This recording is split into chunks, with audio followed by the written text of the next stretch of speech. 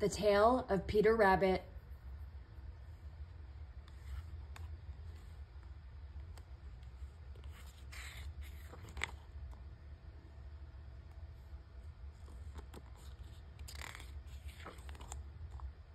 The Tale of Peter Rabbit by Beatrix Potter.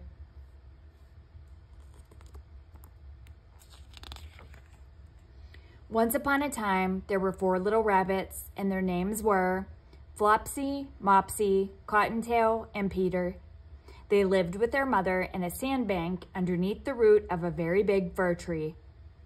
"Now, my dears," said old Mrs. Rabbit one morning, "you may go into the field or down the lane, but don't go into Mr. McGregor's garden.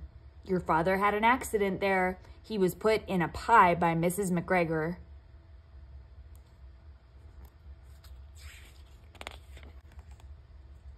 "Now run along and don't get into mischief.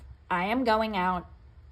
Then old Mrs. Rabbit took a basket and her umbrella and went through the wood to the baker's. She bought a loaf of brown bread and 5 currant buns. Flopsy, Mopsy, and Cottontail, who were good little bunnies, went down the lane to gather blackberries.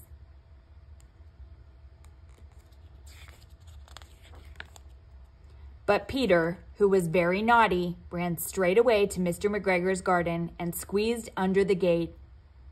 First, he ate some lettuces and some French beans, and then he ate some radishes.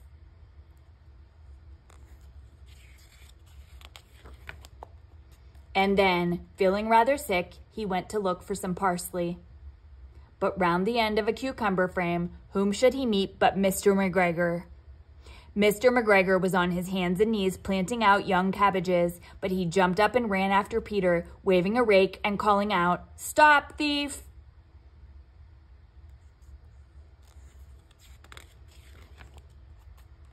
Peter was most dreadfully frightened. He rushed all over the garden, for he had forgotten the way back to the gate.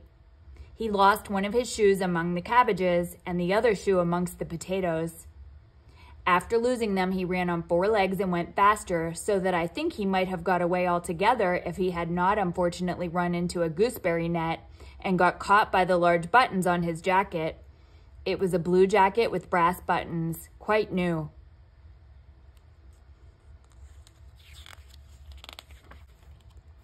Peter gave himself up for lost and shed big tears, but his sobs were overheard by some friendly sparrows, who flew to him in great excitement and implored him to exert himself.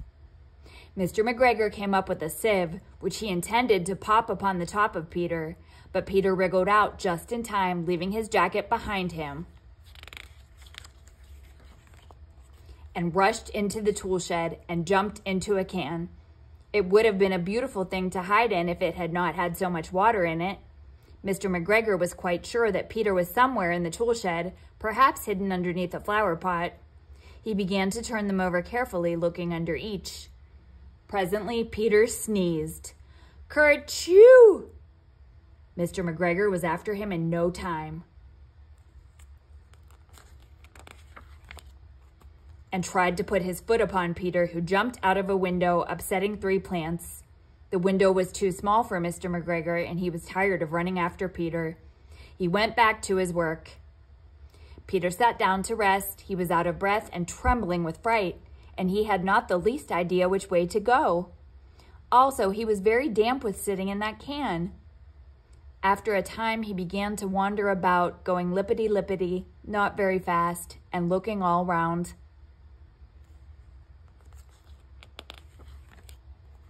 He found a door in a wall, but it was locked, and there was no room for a fat little rabbit to squeeze underneath. An old mouse was running in and out over the stone doorstep, carrying peas and beans to her family in the wood.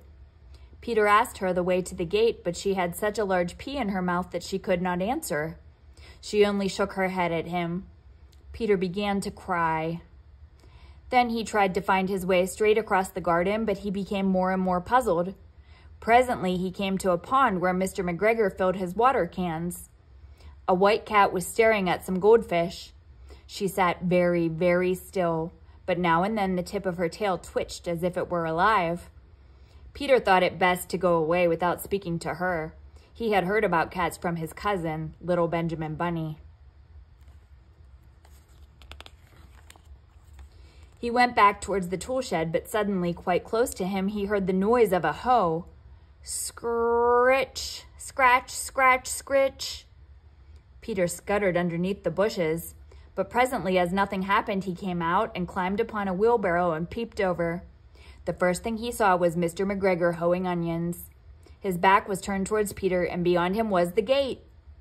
Peter got down very quietly off the wheelbarrow and started running as fast as he could go, along a straight walk behind some black currant bushes. Mr. McGregor caught sight of him at the corner, but Peter did not care. He slipped underneath the gate and was safe at last in the wood outside the garden.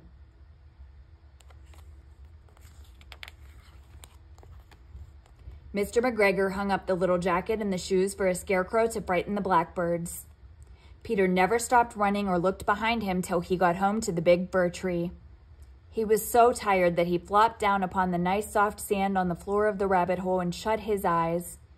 His mother was busy cooking. She wondered what he had done with his clothes. It was the second little jacket and pair of shoes that Peter had lost in a fortnight.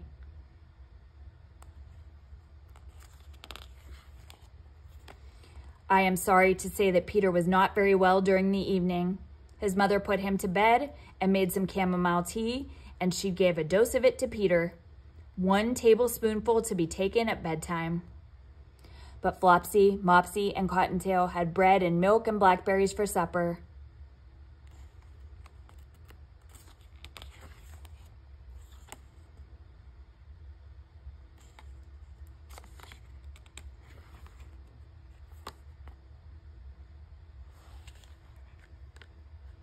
The end.